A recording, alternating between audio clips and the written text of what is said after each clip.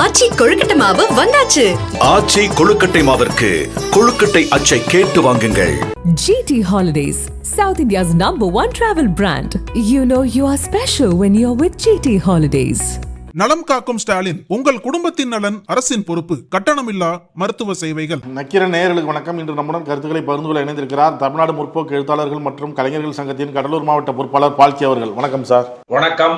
நக்கீரன் ஆசிரியர் குழு மற்றும் வாசகர்களுக்கு பால்கியின் அன்பு வணக்கங்கள். துணை குடியரசுத் தலைவர் தேர்தல் சிபி ராதாகிருஷ்ணன் அறிவிச்சிருக்கிறாங்க. பாஜக சார்பா ராஜ்நாத் சிங் தமிழ்நாடு முதலமைச்சர் அவர்களை தொடர்பு கொண்டு ஆதரவு கேட்டதாக செய்தியெல்லாம் வெளியாச்சு. இதே போல தொடர்ந்து ஒரு ஆதரவு திரட்டிட்டு வராரு. இப்ப இந்தியா கூட்டணி சார்பா வேட்பாளர் நிறுத்தப்படுவார்கள் அப்படின்னு முதல்ல பேச்சு எழுந்தது. இன்னைக்கு ஆலோசனை நடத்தி அறிவிச்சிட்டாங்க. சுதர்சன் ரெட்டி முன்னாள் உச்சநீதிமன்ற நீதிபதியாக இருந்தவர். துணை குடியரசுத் தலைவர் போட்டியோட தான் நடத்தணுமா அப்படி ஒரு கேள்வி எழுப்புறாங்க. ஒரு தமிழராக இருக்கிறவரு நிக்கிறாரு, அவருக்கு ஆதரவு தெரிவிச்சா என்ன தமிழக எம்பிக்கள் அப்படின்னு சொல்றாங்க, கேட்கறாங்க எல்லாரும். ஒரு வாய்ப்பு வந்திருக்கு தமிழகத்திற்கு. நியாயமான சரியான சுறுசுறுப்பான ஒரு கேள்விதான்.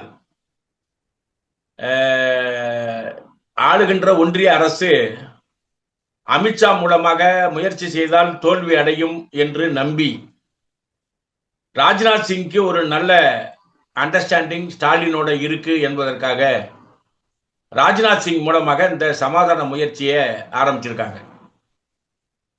ஆரம்பிக்கும் போதே தமிழராய் இருப்பவருக்கு ஆதரவு கொடுப்பதன் மூலம் தமிழ்நாட்டை வளர்ச்சி செய்ய முடியும் என்று ஒரு நடுநிலைவாதிகளின் குரலும் ஓங்கி ஒலிக்கிறது.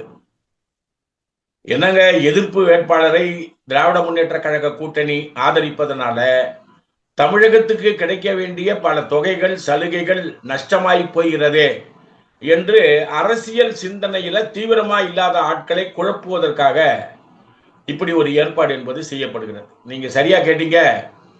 குடியரசு துணைத் தலைவர், அதாவது நாட்டினுடைய துணை ஜனாதிபதி அல்லது குடியரசு துணைத் தலைவர், இந்த அரசு ஒன்றிய அரசு பொறுப்பேற்றதிலிருந்து நடுநிலையான நியாயமான வேட்பாளர்களை முன்மொழிவதில் நம்ம பார்த்திருக்கோமா? வாசகருடைய பார்வைக்கு கலாம் என்கின்ற ஒரு காமன் மேனை கொண்டு வரும்போது கூட பிஜேபிக்கு அதுல ஒரு அரசியல் இருந்தது. டாக்டர் கலைஞர்கிட்ட போய் பேசும்போது கலாம் என்கின்ற இந்த ராமேஸ்வரத்தினுடைய உழைப்பாடி வர்க்கத்தில் இருந்து ஒரு ISRO சயின்டிஸ்டா இருந்தவரை ஏவுகணை நாயகனை கொண்டு போய் நிறுத்தும் போது நீங்க ஏன் அவரை ஆதரிக்க கூடாதுன்னு கேட்ட அந்த கேள்வியை வாசகர்கள் ஞாபகத்தை வச்சுக்கங்க. அப்ப கலைஞர் சொன்னது, கலாம் ஏவுகணை தளத்தில் ஆதரிக்கப்பட வேண்டியவன், அரசியல் களத்தில் கலகத்திற்கு அவரை பயன்படுத்தும் போது எதிர்க்க வேண்டி இருக்கிறது. கலாம் என்பது கலகம் அப்படின்னு போட்டு முடிச்சாரு டாக்டர் கலைஞர் அவர்கள். அதுதான் நம்ம இன்னைக்கு யோசிச்சு பார்க்கணும்.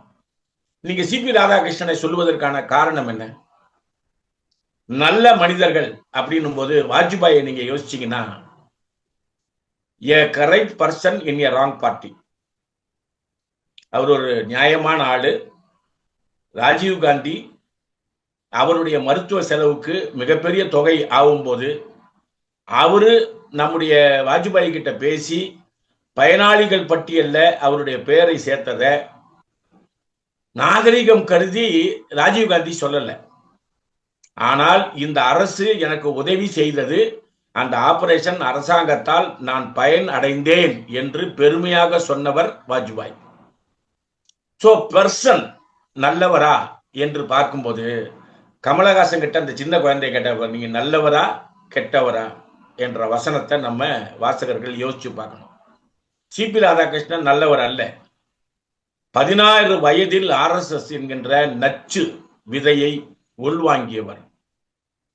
அவருடைய நாடாளுமன்றத்தினுடைய செயல்பாடுகள் பற்றி கோயம்புத்தூர்ல போய் சாதாரண ஆட்கிட்ட பாத்தீங்கன்னா, நீங்க எல்லாம் பாஸ்போர்ட் வெரிபிகேஷனுக்கோ அல்லது எம்பியை பார்க்க வேண்டும் என்கின்ற நிலைக்கோ போனா நாம நடந்து கொள்ளக்கூடிய அல்லது நம்மளை பயன்படுத்தி கொள்ளக்கூடிய ஏரியாக்களும் சிபி ராதாகிருஷ்ணன் இருந்த கோயம்புத்தூர் தொகுதியும் எப்படின்றத வாசகர்கள் பார்வைக்கே விட்டுறேன். இப்ப திருச்சி சிவா MP உதாரணத்துக்கு நான் சொல்றேன்.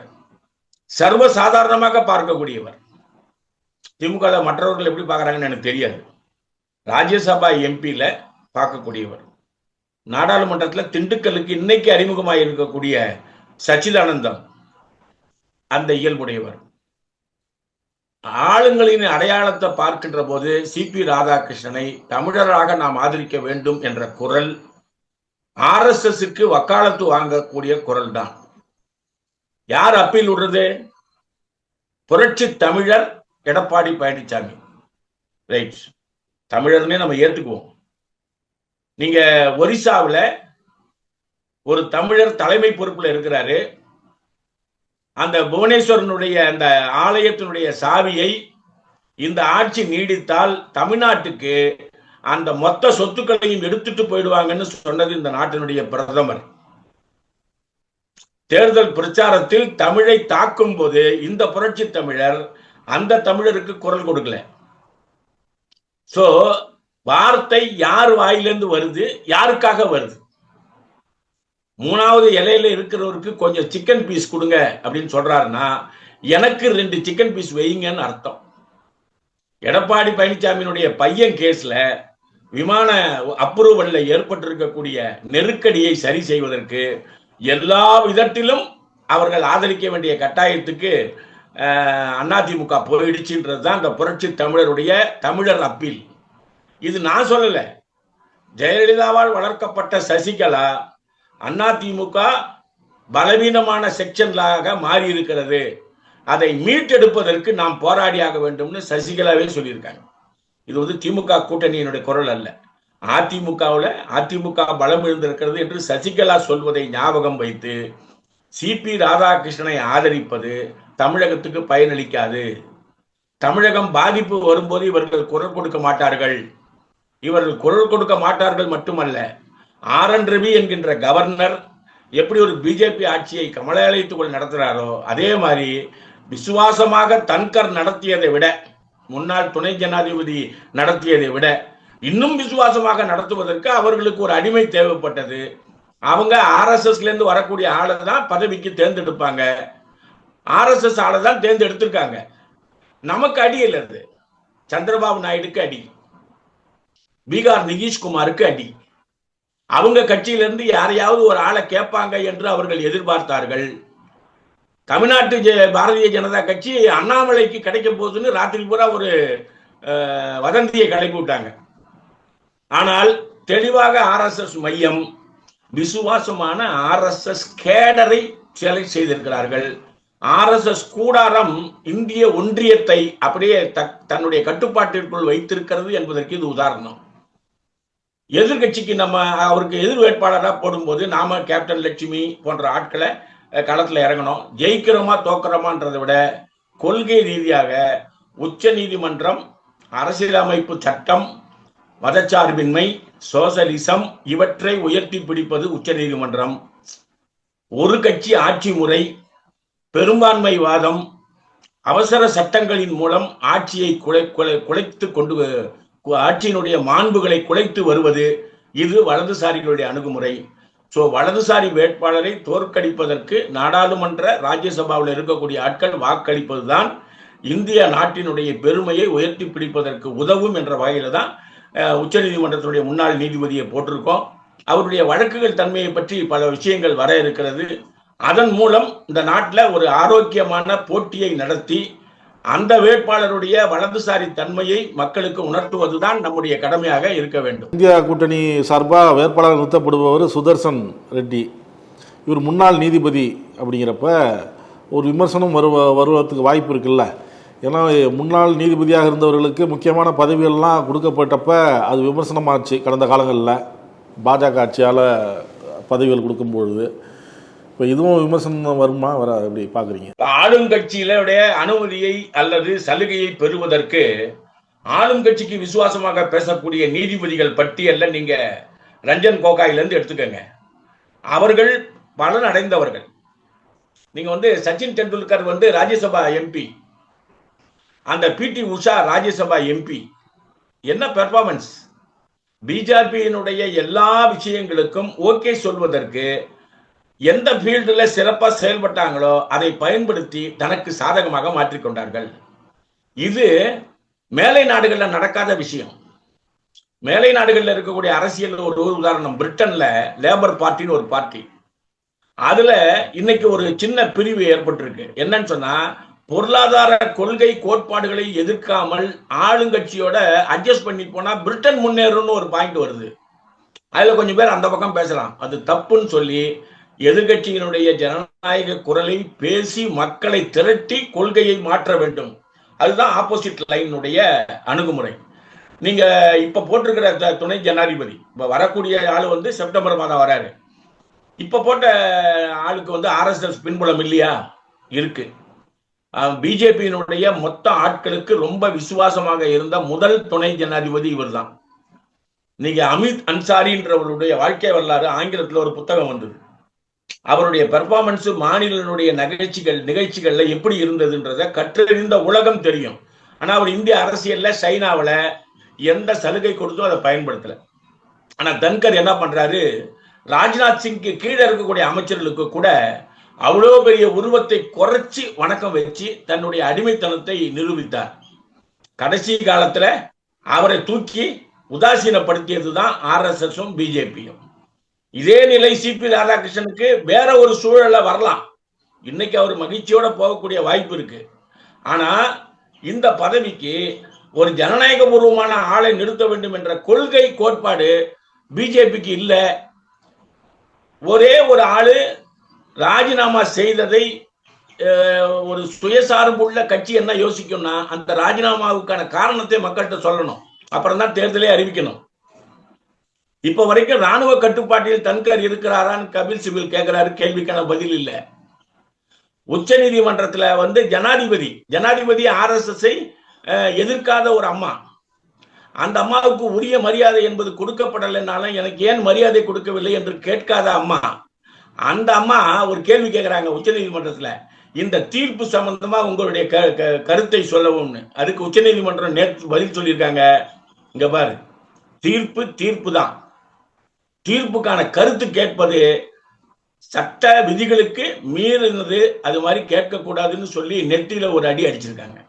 அப்போ இவையெல்லாம் நம்ம போன்றவர்கள் கற்றறிந்த ஆட்கள் மக்களுக்கு சொல்லி அதில் ஒரு விழிப்புணர்ச்சியை ஏற்படுத்துறோம். ஆனா RSS அதை எப்படி பயன்படுத்துறாங்கன்னா, இந்து பெரும்பான்மை வாதங்களுக்கு எதிராக இஸ்லாமிய மக்கள் அவர்களுடைய விஷயத்தை விட அதிகமாக பங்கு கேட்கிறார்கள் என்ற வதந்தியை கிளப்பி மைனாரிட்டிகள் மெஜாரிட்டிகளுடைய அனுமதியோடு பயந்து வாழ வேண்டும் என்ற நிலையை உத்தரவாதப்படுத்துகிறார்கள். இந்த உத்தரவாதப்படுத்துகின்ற நிகழ்ச்சி இந்திய அரசியலில் மோசம் என்பதை காந்தியின் வாழ்க்கை வரலாறில் இருந்து பேசக்கூடிய புத்தகங்கள் இருக்கின்றன, பேசக்கூடிய நாளிதழ்கள் இருக்கின்றன. அவற்றை மக்கள் புரிந்து கொண்டு RSS செய்யக்கூடிய இந்த துணை ஜனாதிபதி தேர்தல் என்பதும் RSS வளர்க்கக்கூடிய முயற்சியை ஒழிய உச்ச நீதிமன்றத்தினுடைய கொள்கையோ கோட்பாடையோ ஜனநாயகத்தை நிலைநிறுத்த வேண்டும் என்ற எண்ணமோ இல்லை. ஆகவே அவர்கள் அணுகுமுறைக்கு எதிராக மக்கள் செயல்படுவதுதான் ஜனநாயகத்துக்கு ஆரோக்கியமானது. வாக்கு திருட்டு நடந்திருப்பதாக ராகுல் காந்தி குற்றம் சுமத்தினாரு. அதனைத் தொடர்ந்து தேர்தல் ஆணையம் பதில் சொல்லணும் அப்படிங்கிறப்ப தேர்தல் ஆணையரும் பிரஸ் மீட் வச்சு அதுக்கு தன்னுடைய கருத்துக்களை தெரிவித்தார். இப்போ தேஜஸ்வி யாதவ் சொல்கிறாரு, தலைமை தேர்தல் ஆணையரா பிஜேபி உறுப்பினரா?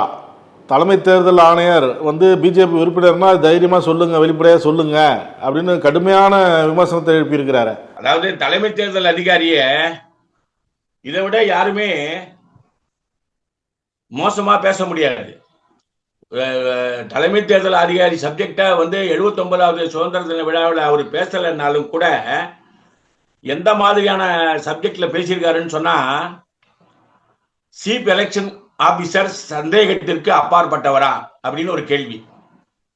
இந்த தலைமை தேர்தல் அதிகாரி சந்தேகத்திற்கு அப்பாற்பட்டவரா, நடுநிலையாளரா அப்படின்னு ஒரு கேள்வி.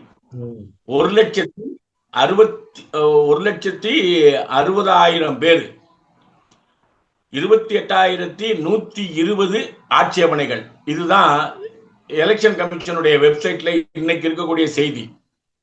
இந்த தரவுகள் உண்மையா? இந்த தரவுகள் உண்மை என்றால் 65 லட்சம் பெயர்கள் எப்படி ரிமூவ் செய்யப்பட்டது? நம்ம கேள்வி இல்லை. எலெக்ஷன் கமிஷன் நோக்கி கபில் சிபில் உட்பட இந்தியா கூட்டணி கேட்கக்கூடிய கேள்வி. அப்புறம் இத்தனை லட்சம், 10 லட்சம், 9,86,197 பேர், 10 லட்சம், 10 லட்சம் ஊழியர்களை ராகுல் காந்தி சந்தேகப்படுகிறார். அவர் பிரமாண பத்திரம் வாங்கி கொடுக்க வேண்டும். பிரமாண பத்திரம்ன்றது நான் பேசுறது தப்பா இருந்ததுன்னா உங்க மேல நடவடிக்கைக்கு நான் ஏற்றுக்கொள்ளுகிறேன். அதுக்குதான் கூட இருந்துட்டே அகிலேஷ் யாதவ் சொன்னாரு, நீ எங்க ஊர்ல தேர்தல் நடத்தும் போது நான் சொன்ன உங்ககிட்ட 2022 நான் உனக்கு ஒரு பிரமாண பத்திரம் கொடுத்துருக்கிறேன். 2022 நான் கொடுத்த பிரமாண பத்திரத்துல இன்னைக்கு 2025 வரைக்கும் நீங்க என்ன செஞ்சிருக்கீங்க? அப்போ பிஜேபி சொல்ற பதிலை சீஃப் எலெக்ஷன் கமிஷன் சொல்லுவது பிஜேபிக்கு சாதகமான சீஃப் எலெக்ஷன் கமிஷனா அல்லது நடுநிலை சீஃப் எலெக்ஷன் கமிஷனா? இரண்டாவது சந்தேகம், உள்துறை அமைச்சகத்தை சார்ந்த 2ஆம் நிலை மந்திரிகள், எலெக்ஷன் கமிஷன்ல இருக்கக்கூடிய 6 officials, chief election commissioner officer, இவங்க எல்லாம் சேர்ந்து ஒரு தனி விமான நிலையத்துல சுற்றுலா போயிருக்காங்க. அந்த விமானத்துல சுற்றுலா போனதுல நீங்க போயிட்டு வரீங்கன்னு சொன்னா நாங்க எப்படி உங்களை நடுநிலைமைன்னு ஏற்றுக்கொள்ள முடியும்? நீங்க போன டூர்ல அனைத்து கட்சி இருந்தா நீங்க நடுநிலைமை. நீங்க போன டூரு மந்திரிகளுடைய 2ஆம் நிலை மந்திரிகளுடைய டூரு. உங்களை திருப்திப்படுத்துவதற்காக அந்த டூர் ஏற்பாடு பண்ணதுன்னு சொல்லி இந்தியா கூட்டணி குற்றம் சாட்டுகிறது. இதுக்கு பதில் சொல்ல வேண்டிய நடுநிலைமையாளரு அதுல பயணம் செய்து பெனிஃபிஷரியா இருந்தாருன்னு சொன்னா நாம அப்படி அதை எப்படி எடுத்துக்க முடியும்? 3வது சீஃப் எலெக்ஷன் கமிஷனர் பதில் சொல்றது, எந்த ஒரு அப்ஜெக்ஷனும் நீங்க 45 நாளுக்குள்ள சொல்லணும். அது டெக்னிக்காலிட்டி. எதிர்ப்பை பதிவு செய்த மகாராஷ்டிரா, 2வது டெல்லி, 3வது நம்முடைய பீகார் எலெக்ஷன்ல 65 லட்சம் பேரு, 4வது வாரணாசியில நம்முடைய பிரதமர் மோடி தொகுதி, 5வது கோவாவில் ஒரே வீட்டுல 119 பேர். இத்தனை கோளாறுகள் இருக்கின்ற போது இந்த தேர்தல் கமிஷனு சரியான தேர்தல் கமிஷன் என்று நம்மளால எப்படி ஏற்றுக்கொள்ள முடியும்? ஆகவே இருக்கக்கூடிய புள்ளி நாம கொடுத்த புள்ளி விவரங்கள் அல்ல, நீங்க கொடுத்திருக்கக்கூடிய புள்ளி விவரங்கள், நீங்க கேட்ட கேள்விகள், அந்த கேள்விகளுக்கு மக்களுக்கு, வாசகர்களுக்கு இருக்கக்கூடிய அந்த உண்மையை நாம சொல்றோம். அப்போ இந்த தேர்தல் கமிஷன் பிஜேபியினுடைய ஏஜென்ட் அல்ல, பிஜேபியே தான். ஆகவே இந்த தேர்தல் கமிஷன் மேல உச்ச நீதிமன்றம் கேட்டிருக்கக்கூடிய, நீங்க இந்த கேள்வியை கேட்டு 2 நாளுக்குள்ள பதில் கொடுங்கன்னு சொன்னப்போ முடியாது, அதுல அவ்வளவு சிரமம் இருக்குன்னு சொன்னவங்க நீங்க எப்படி 1.5 நாள்ல கொடுத்தீங்க? ஆட்டு விட்டால் ஆடுவீர்கள், அதுவரை மற்றவர்களை மிரட்டுவீர்கள் என்கின்ற அணுகுமுறை தான் இது. சர்வாதிகார அணுகுமுறை, ஜனநாயகத்துக்கு விரோதமானது. ஆகவே இந்த தேர்தல் கமிஷன் மீது மிகப்பெரிய நம்பிக்கை, அந்த இம்பீச்மெண்ட் ஒண்ணு வரும்ல, அந்த பணத்தை பிடிச்சாங்களே, எரிஞ்ச பணத்தை பிடிச்ச அந்த நீதிபதியை வெளியே அனுப்புறதுக்கு இன்னமும் தடுமாறி கொண்டிருக்கக்கூடிய ஒன்றிய அரசு இவரை போன்றவர்களையும் பதவி நீக்கம் செய்ய வேண்டும் என்பதுதான் நம்முடைய விருப்பமும் வேண்டுகோளும். தலைமை தேர்தல் ஆணையரை பதவி நீக்கம் செய்யணும்னு தீர்மானம் கொண்டு வரதுக்கு எதிர்கட்சிகள் முயற்சி செய்யுது, அதுக்கான நகர்வுகளை நகர்த்துது அப்படின்னு சொல்றாங்களே, நாடாளுமன்றத்தில் அதை பற்றி பேசணும் அப்படின்லாம் சொல்றாங்க. இன்னமும் அஜெண்டால இருக்கு. நமக்கு இந்த ஜனாதிபதி உதவி ஜனாதிபதி தேர்தல் உட்பட இந்த ஆட்சியாளர்களை தோலுரித்து காட்டுவதற்கு மோசமாக செயல்படுகின்ற இந்த தேர்தல் கமிஷனுடைய நடவடிக்கைகள் உதவுகிறது. அப்ப இந்த உதவுகின்ற விஷயத்தை பயன்படுத்தி 2வது நிலையாக அந்த நீதிபதியை இம்பீச்மெண்ட் பண்றதும், சீஃப் எலெக்ஷன் ஆபீசரை ரிமூவ் பண்றதும் நம்முடைய அஜெண்டாவில் இருக்கு. அதை நோக்கி நம்முடைய இந்தியா கூட்டணி என்பது செல்லும் என்பதுதான். ராகுல் காந்தியினுடைய பிரச்சாரத்திற்கு அந்த யாத்ராவுக்கு புக் ஆகி வரக்கூடிய இடங்களை பார்த்தீங்கன்னு சொன்னா மிகப்பெரிய வரவேற்பு என்பது இருக்கு. நிறைய அறிவுஜீவிகள் அதுல ஜாயின் பண்றாங்க. அது ஜெயபிரகாஷ் நாராயணனுடைய எழுச்சியை போல் போகும்னு சில பத்திரிகைகள், வடக்கு பத்திரிகைகள் எழுதுகின்றன. சோ அந்த திசையை நோக்கி ஒரு மக்களை கொண்டு வருவது நம்முடைய பொறுப்புன்றதுனால அந்த யாத்ரா நமக்கு பயன்பட்டு கொண்டிருக்கிறது. இந்த பிரமாண பத்திரத்தில் கையெழுத்து போட சொல்றாங்கல்ல, 7 நாளுக்குள்ள அதை கையெழுத்து போட்டு தரணும், இல்லைன்னா நாட்டு மக்கள்கிட்ட மன்னிப்பு கேட்கணும் அப்படிங்கிறாரு தேர்தல் ஆணையர். அங்க உத்தரப்பிரதேசத்துல சமாஜ்வாதி கட்சி ராம்கோபால் யாதவ் அவர் சொல்றாரு, 2022 எங்களுக்கு தேர்தல் அப்படிதான் குழப்பம் இருந்தது, நாங்க கொடுக்கும் போதே பிரமாண பத்திரத்தில் கையெழுத்து போட்டு தான் கொடுத்தோம், ஆனா இது வரைக்கும் எந்த பதிலும் கிடைக்கல அப்படின்னு சொல்றாரு. மகாராஷ்டிரா நீங்க நம்ம தேவசகாயம்ன்றவரு ஒரு முன்னாள் IAS அதிகாரி, அவருடைய ஒரு அமைப்பு ஒரு சர்வே எடுத்திருக்காங்க. இந்த சர்வேல நீங்க எந்த அப்ஜெக்ஷனையுமே பிரமாண பத்திரத்தோட கொடுக்கணும்னு அப்போதைய தேர்தல் கமிஷன் சொன்னது. நாம கேட்ட 2 கேள்விக்கு பிரமாண பத்திரம் கொடுத்து அது பொய் என்று சொன்னால் நீங்க உங்க மேல நடவடிக்கை எடுக்கப்படும் தான். அது மாதிரி ஒரு லெட்டர் வாங்கக்கூடாது என்பது இருந்தாலும் கூட கம்ப்ளைண்ட் கொடுத்தவங்க கம்ப்ளைண்ட் எழுதி கொடுத்துருக்காங்க. மகாராஷ்டிரா தேர்தலுக்கு நடவடிக்கை எடுக்காத தேர்தல் கமிஷன் நீங்க ஒரு ஷார்ட் பீரியட்ல பீகார்ல 65 லட்சம் பேரை ஏன் ரிமூவ் பண்ணோன்ற கேள்விக்கு பதில் சொல்லாத போது பிரமாண பத்திரம் ஏன் தர வேண்டும்? கொடுத்த பிரமாண பத்திரத்துக்கு நீ ஆக்ஷன் எடுக்கலன்றது தனி. 65 லட்சம் பேரை ரிமூவ் பண்ணதுக்கு உங்ககிட்ட கேள்வி கேட்டது உச்சநீதிமன்றம். உச்சநீதிமன்றத்துக்கு நீ இப்ப கொடுத்திருக்கிற பதில கூட 65 லட்சம் பேரை ரிமூவ் பண்ண சப்ஜெக்டுக்கு சாத்தியம் இல்லை. இது எப்படி இருக்குன்னு சொன்னா, செவப்பா இருக்கிறவன் பொய் சொல்ல மாட்டான் என்று நாம நம்முடைய வடிவேல் படத்துல சொல்ற மாதிரி இவ்வளவு பேர் இருக்கக்கூடிய இடத்துல எப்படிங்க திருட்டு நடக்கும்? போன 78வது இதுல நம்ம சுதந்திர தின விழாவில் ஊழலுக்கு எதிராக மிகப்பெரிய கர்ஜனை பண்ணவர் நம்முடைய மோடி, வேற தலப்பாவோட. இன்னைக்கு வேற தலப்பாவோட ஊழலை பத்தி அவர் பேசவே இல்லை. என்ன அர்த்தம்? இந்த முறை 18,000 கோடி ரூபாயும் ஒரு 6,000 கோடி ரூபாயும் அதானி அமெரிக்காவில் கொடுத்த லஞ்சத்திற்கு அமெரிக்கா எடுத்த நடவடிக்கைக்கு இங்கிருந்து இன்னும் தஸ்தாவேஜுகள் கொடுக்காம வச்சிருக்கீங்க. ஊழலை ஆதரிக்கக்கூடிய அணியாக மாறி இருக்கிறோம். இப்ப நாம போய் சுதந்திர தினத்துல பேசினா சரி வராதுன்னு அந்த அஜெண்டாவை நம்ம எடுத்துட்டோம், ஊழலை ஆதரிப்படுற வகையில. அதே போல இந்த எலெக்ஷன் கமிஷன் சப்ஜெக்ட்லையும் பிரமாண பத்திரம் என்பது ஒரு மிரட்டும் ஆயுதமாக பயன்படுகிறது. ஜனநாயகத்தில் அதுக்கு இடம் இல்லை. இருப்பினும் நாங்கள் கொடுத்திருக்கிறோம், நீ என்ன நடவடிக்கை எடுத்தாய்? உச்சநீதிமன்றம் என்கின்ற சட்ட அமைப்பு, தேர்தல் அமைப்பு ஒன்றிய அலுவலகத்துக்கு கட்டுப்பாட்டு உள்ளது. அவர்கள் கேட்ட கேள்விக்கு பிஜேபி தான் பதில் சொல்ல வேண்டும். தேர்தல் கமிஷன் எங்களுக்கு அதுல விளக்கம் சொல்லணும். அப்படிதான் நம்ம சொல்லியிருக்கோம். பீகார் தேர்தலில் இவ்வளவு குளறுபடி இருக்கு, இவ்வளவு பேர் நீக்கிறீங்க அப்படின்னா கடந்த தேர்தலையும் மோசடி நடக்க வாய்ப்பு இருந்திருக்கு. அதனால மக்களவை தேர்ந்தெடுக்கப்பட்ட மக்களவை கலைங்க. திரிணாமுல் காங்கிரஸ் மஹுவா மொய்த்ரா சொல்றாங்க, கலைச்சிட வேண்டியதானே. அது இப்போ டிஎம்சி எடுத்து பேசியிருக்கக்கூடிய கட்டுரை யாருடைய கட்டுரைன்னு சொன்னா வர்க்கலா பிரபாகருடைய கட்டுரை. வர்க்கலா பிரபாகர் யாருன்னு சொன்னா நிர்மலா சீதாராமனுடைய கணவர். அவர் தான் ஒவ்வொரு தேர்தலையும் எந்தெந்த இடத்துல பிரச்சனை அப்படின்னு சொல்லியிருக்காங்க. இப்போ 79 தொகுதிகளில் ஏற்பட்டு இருக்கக்கூடிய அந்த வித்தியாச அணுகுமுறையை நீங்க மைனஸ் பண்ணி பாத்தீங்கன்னா இந்தியா கூட்டணி 316, என்டிஏ கூட்டணி 284. அப்ப ஆளும் கட்சியாக யார் இருக்க வேண்டும்? இந்தியா கூட்டணி இருக்க வேண்டும். இப்ப ஏற்கனவே உள்ளதை விட நம்ம ஒரு 2 பீரியட்ல மெஜாரிட்டியில வந்தோம். 3வது பீரியட் மெஜாரிட்டி இல்லை. இப்ப 4வது பீரியட் மெஜாரிட்டி நமக்கு வராது என்பதை தெரிந்து கொண்டு அதற்கான சட்டபூர்வமாக பயன்படுத்தி கொள்ளக்கூடிய ஒரு துணை கருவியாகத்தான் தேர்தல் கமிஷனை அவர்கள் பயன்படுத்துகிறார்கள். டிஎம்சியினுடைய அந்த மைத்ரா சொல்வதும் வர்க்கலா பிரபாகர் சொல்றதும் நியாயமான பாயிண்ட். உச்ச நீதிமன்றத்துக்கு அதில் அப்பீல் போயிருக்காங்க.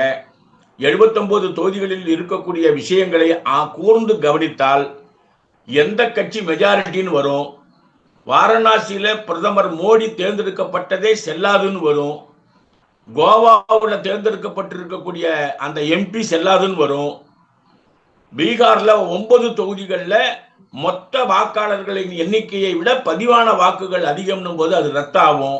அப்போ இப்படி ஒரு மிகப்பெரிய அந்த சர்வே பட்டியல் என்பது போறதுனால இந்த ஆட்சியை நீங்க மெஜாரிட்டி ஆட்சி என்றோ ஒன்றிய அரசு மக்கள் ஆதரவு பெற்ற அரசு என்றோ நம்மால் சொல்ல முடியாது.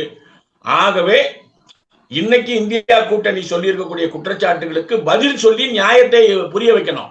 அப்படி இல்லைன்னு சொன்னா ராஜினாமா செய்வதுதான் ஆரோக்கியமான அரசியலுக்கு அழகு. பிஜேபியிடம் அதை நம்ம எதிர்பார்க்க முடியாது, மோடியிடம் நம்ம அதை எதிர்பார்க்க முடியாது.